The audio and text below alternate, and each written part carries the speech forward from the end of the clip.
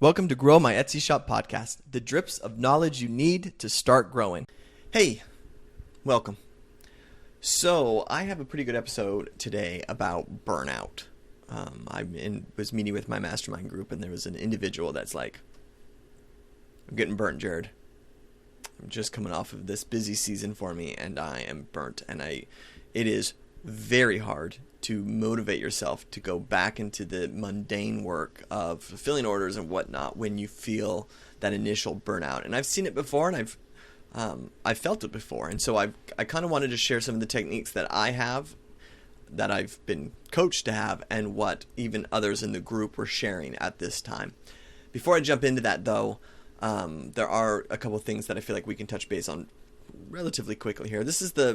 You've heard me talk about this. I'm currently working on almost like a school group community, because I feel like a lot of the times I have some more stuff that I could be adding out there that I just kind of go like, well, it's not worth a podcast episode, but it's worth knowing. Anyway, one of those things is, I'm sure you've seen that Etsy is doing it.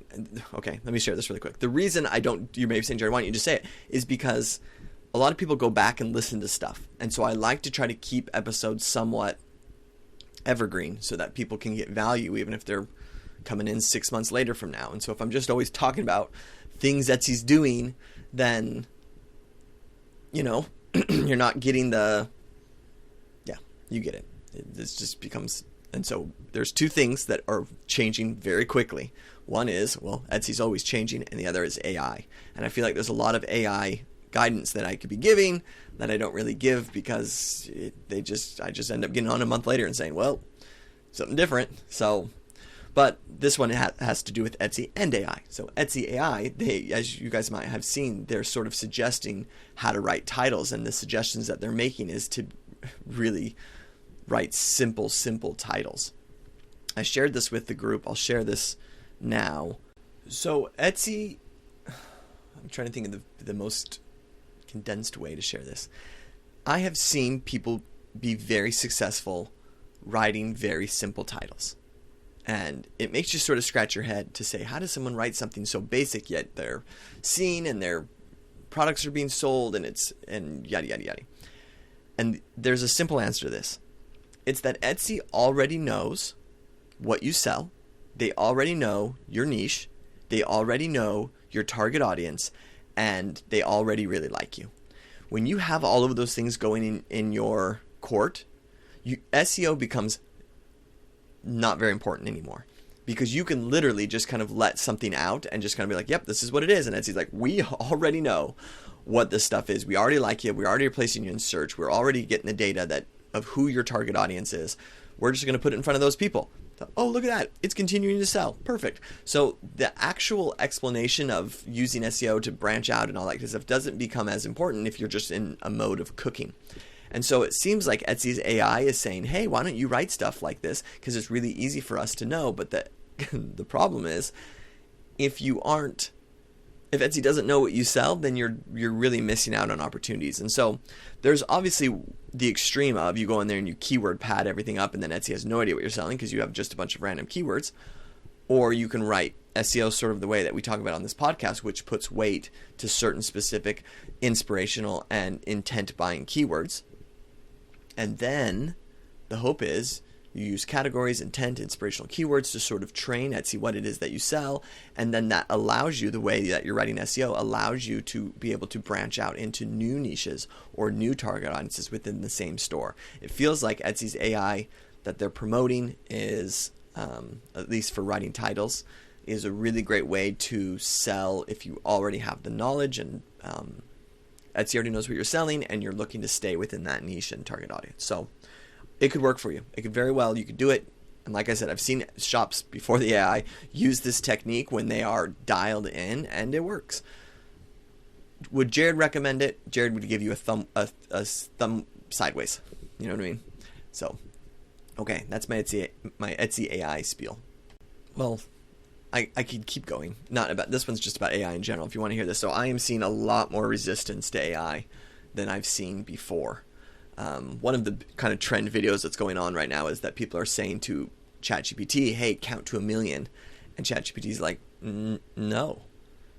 which if you look at it from a big picture, AI is kind of an expensive thing, burning that, all the memory it takes, and we're trying to build the infrastructure to be able to house the amount of power that AI requires.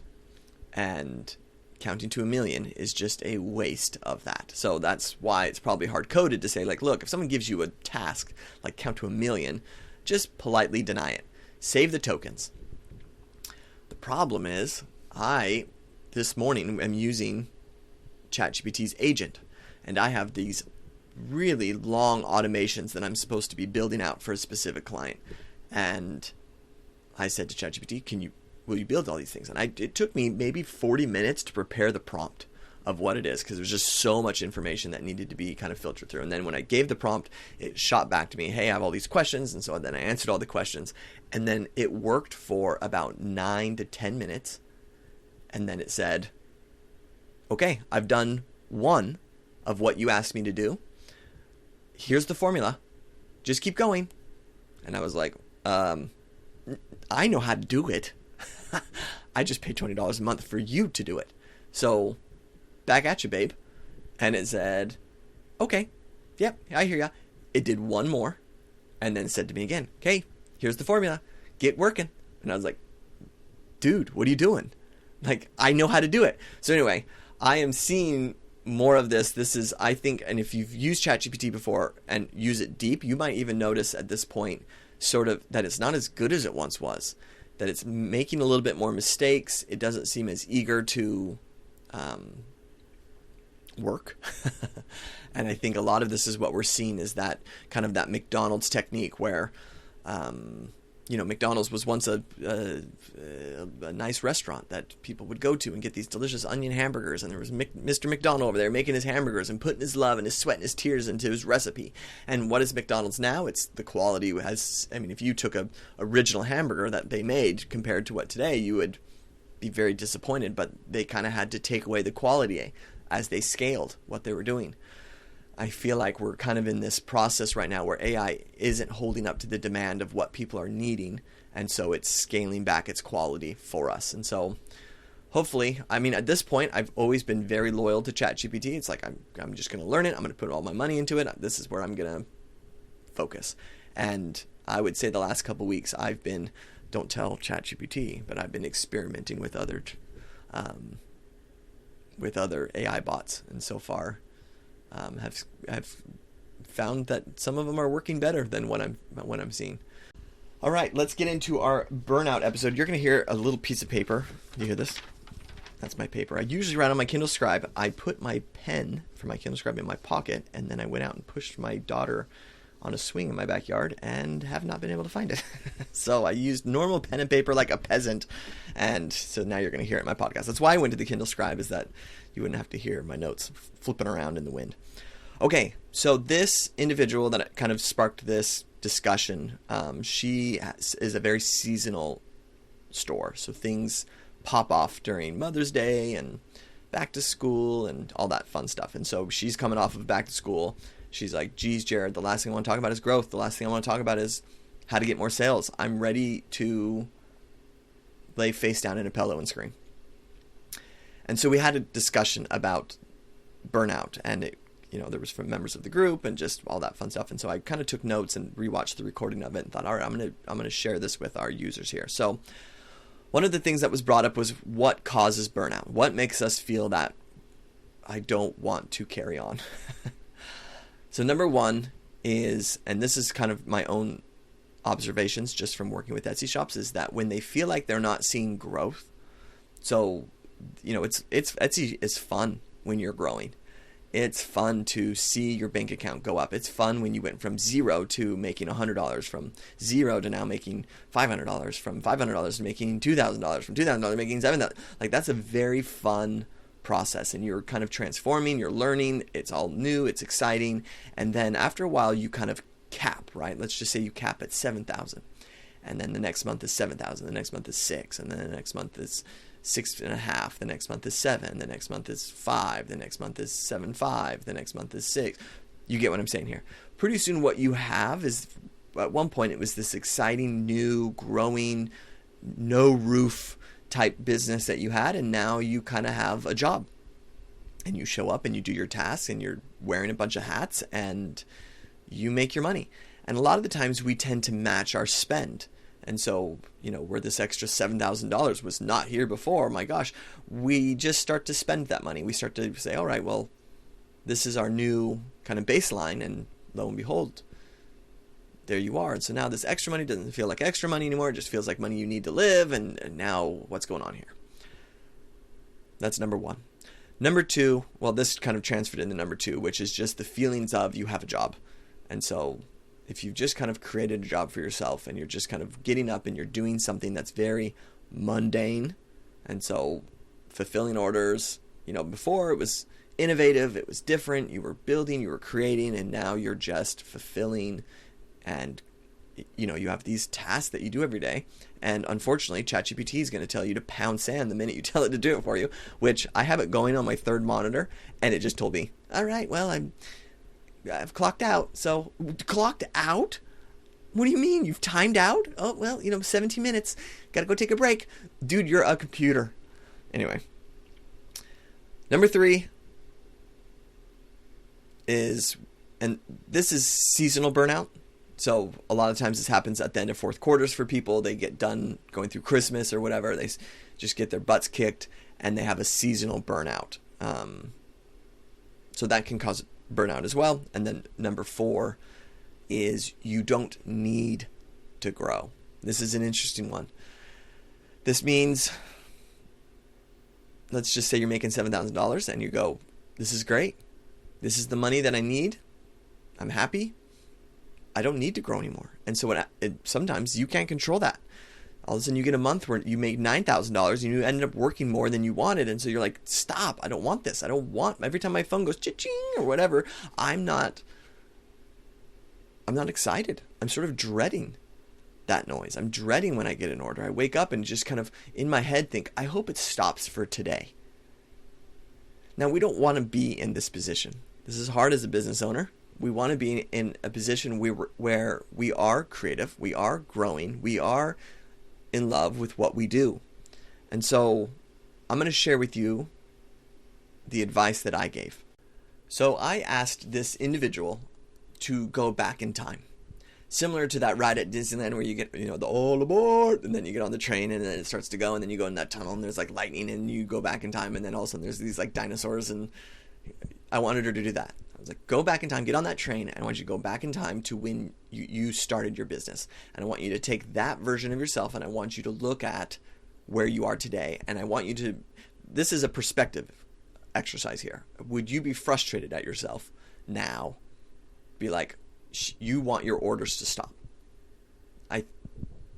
Probably, right? When you were starting this thing and waiting for your orders and working hard and being creative and seeing all this kind of stuff, you were amped. And then 2 years later, she's been along longer than 2 years, but you know what I mean. 2 years later, you look at yourself and you say, why are you unhappy with this success that you have? What is this about? There's some perspective that's there. And so when we ride the wave of perspective back to your purpose, young version of yourself starting this business, getting it going, why did you start it? So this was a question that I asked her directly. What was it that you were wanting? And so she was saying, well, I wanted to add more income into our family, and I wanted to not go to work where I was away from the kids. I wanted to be able to be home and work when my kids were at school, and then be able to be available when they're home. And those were her. That was her purpose. That was what she had. And so then I got to ask the question: have you fulfilled that purpose? Because because there's society norms, which is make that paper, and then there's what you want. This business should be what you want. There's no, obviously from the coach's standpoint, I'm all about growth, but the business should build what you want. And so if you want more money, let's get you more money. If you want to spend more time with your kids, let's figure out how to spend more time with your kids. Like, let's do this. And so she kind of more or less was saying, I work when my like I try not to work when my kids are here, so I end up working at night, and it ends up being that I'm working until the late hours at night, and then I wake up and do all my kid stuff, and then during pauses and stuff, I'm getting stuff done and getting stuff done, and so this is a real conversation that we can have, that we can say, look, you can limit the amount of inventory that you have available. You can push out your processing times. You can do these things and you might feel guilty. You might be saying, well, gosh, I could be making more, I could be doing more, I could this. Correct, you can be. You always can be. Always. But if it's not your purpose, then this is what's going to cause burnout. And it doesn't do you any good to just burn yourself out doing something you don't want to do. When you get into a spot of your business, you can create what you want.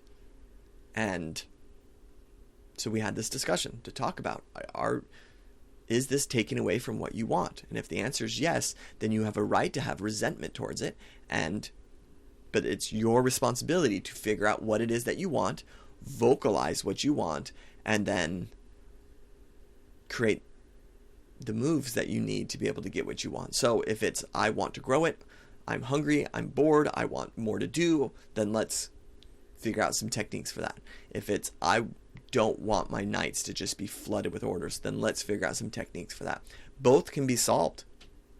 It's just a matter of what your purpose is. And so if you are feeling burnout, I want you to first identify, is it not seeing growth? Is it that you've created kind of a mundane job for yourself? Is it just a seasonal burnout? Or is it that you don't need to grow? You're just happy with what you have. And then from there, you can realign yourself with what your purpose is. Why did you start your business? What do you want your business to do for you now? And if it's causing more stress than what you want, let's solve that. And so I always move into the way I develop and grow. What I have is I know that the beginning stages of when I do something is going to require creativity. It's going to require priority. It's going to require time, yes, but mental time. Like, it's going to take up space in my mind. And when I say priority, meaning you will usually push other things that are important a little bit on the back burner because I have something that's taking the front of my mind. And when I have the time to think and to have the space to think, it's going to be about these new ideas. And then I'm going to do it. And then I'm going to systematize it. So I'm going to do it, and I'm going to be the one involved in it. I'm going to know how every button works. I'm going to know how every lever works. I'm going to run everything until I start to say, I can only do this with the time allotment I have in my life. This is as far as I can grow it. And then I look into systematizing at that stage. And so a lot of Etsy shops get stuck there. They are pulling all the levers. They're pushing all the buttons. They're doing all the things. And then they say, okay, this is as much as I can give to it. And then Etsy keeps taking more. And you go, wait a second. And that's what that can cause that burnout. And so you have to be, and usually what happens is with your income is that you go from, you're buying things not as well priced as you can be because you're not buying in bulk or whatever it may be. Your systems aren't quite in place, so things take a little bit longer. They cost a little bit more. You start making some money. You start investing that money to like buy bulk or buy ahead or all that fun stuff. So then you start being very profitable, and then you get into the stage where it's like, hey, I'm having a hard time figuring out how to grow because I can't clone myself.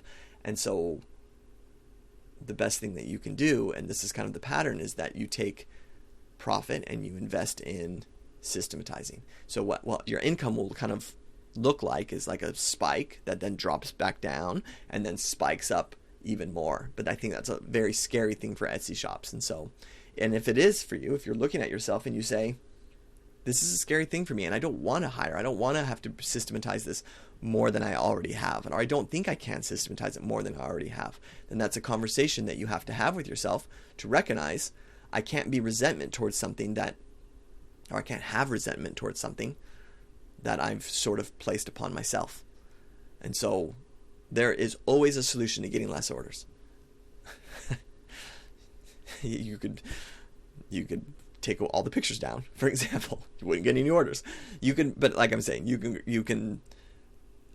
inventory is a good way to do it. So you just fix your inventory that things kind of sell out, and then you turn them back on, and that's a good way to slow things down if you need to slow things down and take a break.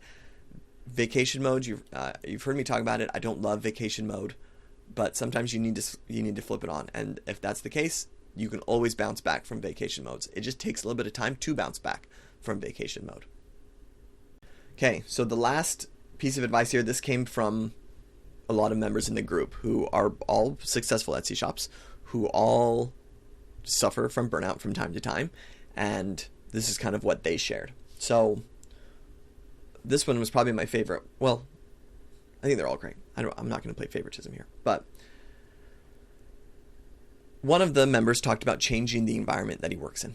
And so he was saying, if you're every day you're going in, you're sitting at your desk, you're doing your stuff, and it just can feel a mundane task. A lot of times switching up your patterns can help just rejuvenate your brain to doing something different and a new environment. And so he was saying, from even going from working at home to going to a coffee shop, now that the kids are back in school, swinging over to a coffee shop and working from a coffee shop and doing the first part, the emails, the conversations, the update your listings or whatever it may be, from a coffee shop, and then coming home, taking a lunch break or whatever, and then getting back into your office and working the rest of the day or whatever it may be. He's saying just that breakup allows more time for your brain to sort of just breathe a bit. The drive back and forth, there's people at the coffee shop, there's things that are happening. Your brain just kind of takes a break from the mundane side of being locked in a closet, typing in your computer. You know what I mean? And so a lot of us have to fulfill orders, and that needs to be done from home. But then there's a lot of just growing your business. And for me, one of the pieces of advice I would give is to find new opportunities in your business. That's a fun way to think. It's entrepreneurial.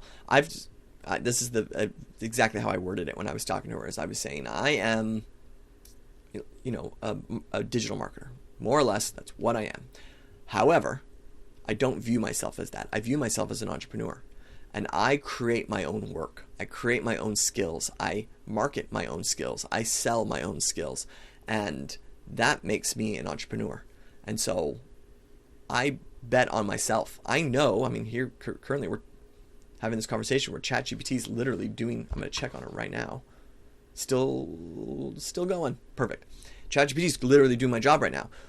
As soon as other people figure out that ChatGPT is doing my job, I'm out of a job. So that can be a scary thought. If I was a software developer, I'd be pooping my pants. If anyone's out there who's a software developer, that's a scary one, because we don't need to get down this rabbit hole, but I think that's the first wave of people to really, I think overseas work and software developers are going to be the first people to really feel oh my gosh, I got kicked in the huevos. Okay, back to this. But it's going to come for Jared. Yeah, for sure. And so, but my mindset is I bet on myself. I'm entrepreneurial. And so just because that's what I'm selling today or doing today doesn't mean that's what I'm going to be doing 5 years from now or 10 years from now. And I would advise that you think the same way. That you don't just say, well, this is what I'm going to be doing for the next 30 years, because that will trap your mind. But instead to say, I'm an entrepreneur, and I'm looking for ways to develop and to grow and to make more money online. And if you start to think that way, you will find that opportunities or ideas start to spark in your mind. And that spark is what keeps you excited. It's what keeps things new. And it's what allows you to grow. It's what allows you to build new skill sets. It's what allows you to have opportunities to peek behind the curtain of new avenues for yourself. If you are just doing the same job all the time, you might feel that I'm not progressing. I'm not learning new skills. I'm not excited about opportunities. And this is why this can work. And now I even promote this, that even if you are doing your stuff, you're making your money, it's good enough money that you can live, and Etsy's just kind of becomes this thing that's I need the money, so I do it, and I'm happy for it, I'm grateful for it, I'm not excited, I don't really want to grow it. If you're just kind of in that thing, my advice is to then find something else that it doesn't even need to make money, just a hobby. Find something else that you can reward your brain, because your brain needs that. It needs to be stimulated. And so I'm going to learn how to do something. Or I'm grateful that I have this online job that I can only work 5 hours a day to be able to make the money that I make, and I'm going to use 2 hours a day to focus on a hobby or something that I enjoy or love doing. I'm going to become better at something. I'm going to, whatever. Your brain will, a good way to look at it is like when they, when you, in an ambulance, clear, and they shock you, it's doing that to your brain. It's stimulating your brain to get excited about learning and finding things. And so if we just kind of work and then watch Netflix and not watch Netflix, we're not challenging our brain, and our brain will just kind of become a couch potato. So if your job allows you to find new opportunities, go do it. If your job is taking all of your time, or I should say if your Etsy shop is taking all of your time and all of your energy, and you're just pouring everything back into this, you still have to. It is like, I think it's like just as important as physical health.